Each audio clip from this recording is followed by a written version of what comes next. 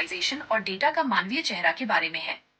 ये हमें सिखाती है कि ई कॉमर्स केवल एल्गोरिदम और कोडिंग नहीं है, बल्कि ये समझना है कि स्क्रीन के उस पार बैठा इंसान क्या महसूस कर रहा है।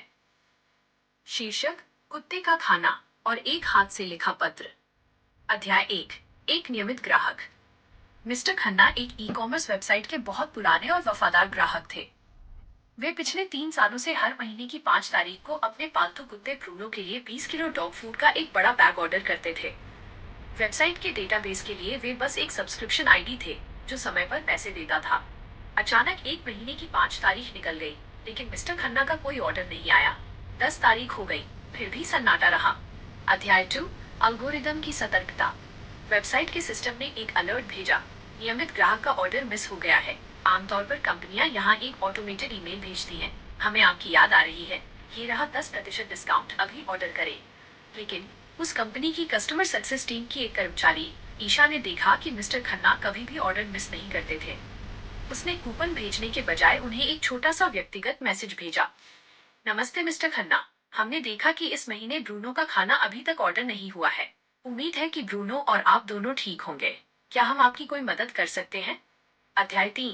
एक दुखद समाचार। 2 दिन बाद मिस्टर खन्ना का जवाब आया। धन्यवाद ईशा, पूछने के लिए शुक्रिया। दरअसल पिछले हफ्ते ब्रूनो की मृत्यु हो गई है। अब मुझे डॉग फूड की जरूरत नहीं पड़ेगी। कृपया मेरा सब्सक्रिप्शन कैंसिल कर दें।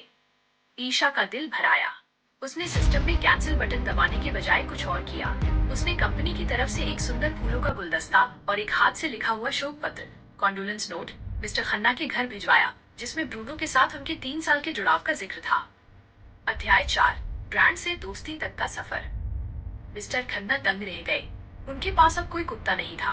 उन्हें अब उस वेबसाइट से कुछ नहीं खरीदना था, लेकिन उस एक इंसानी व्यवहार ने उन्हें उस ब्रांड का मुरीद बना दिया। 2 महीने बाद जब मिस्टर खन्ना के पड़ोसी ने नया पिल्ला पपी खरीदा, तो खन्ना जी ने खुद उसे पकड़कर उसी वेबसाइट पर रजिस्टर करवाया। उन्हें पूरे मोहल्ले में कहा, ये लोग सामान नहीं बेचते, ये परिवार की तरह फिक्र करते हैं। ई कॉमर्स का गहरा विस्तार, द वॉइस ओवर कॉन्टेक्स्ट। यह कहानी ई कॉमर्स के ह्यूमनाइजिंग डेटा के सिद्धांत को समझाती है। एक, डेटा के पीछे का इंसान। डेटा आपको बताता है कि क्या हुआ, ऑर्डर कैंसिल हुआ। सहानुभूति आपको बताती है कि क्यों हुआ। सफल ई कॉमर्स ब्रांड्स डेटा का इस्तेमाल बेचने के लिए नहीं, बल्कि समझने के लिए करते हैं। तो ब्रांड एडवोकेसी। ब्रांड एडवोकेसी, जब आप किसी के दुख में साथ खड़े होते हैं, तो ग्राहक नहीं, आपका प्रचारक बन जाता है।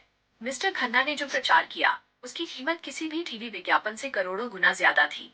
3, सॉफ्टवेयर बनाम भावना। ऑटोमेशन, ईमेल, एसएमएस काम आसान बनाता है, लेकिन पर्सनल टच रिश्ता बनाता है।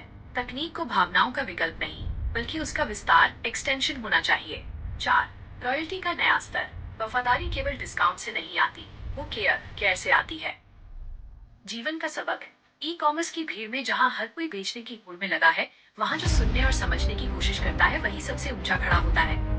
ग्राहक आपके सामान को भूल सकते हैं, लेकिन आपके व्यवहार को कभी नहीं। याद रखिए, एल्गोरिदम आपको ग्राहक तक पहुंचा सकता है, लेकिन केवल इंसानियत ही उसे आपके साथ रोक कर रख सकती है। क्या आपका ई कॉमर्स बिजनेस केवल ट्रांजैक्शन कर रहा है या रिलेशनशिप बना रहा है? ये था आज का वीडियो। मुझे उम्मीद है कि आपको इससे कुछ नया सीखने को मिला होगा और ये आपके काम आएगा। अगर आपको ये वीडियो पसंद आया तो लाइक का बटन दबाना न भूलें। चैनल को सब्सक्राइब करें ताकि आप हमारा कोई भी नया वीडियो मिस न करें। और हाँ, अगर आपके मन में कोई सवाल है या आप किसी खास टॉपिक पर वीडियो चाहते हैं तो नीचे कमेंट बॉक्स में जरूर लिखें। आपके सुझाव हमारे लिए बहुत कीमती हैं। अपना कीमती समय देने के लिए बहुत बहुत धन्यवाद। देखते रहिए इंस्पिरिंग एमटीपी, सीखते रहिए और दूसरों को प्रेरित करते रहिए। मिलते हैं अगले वीडियो में। जय हिंद।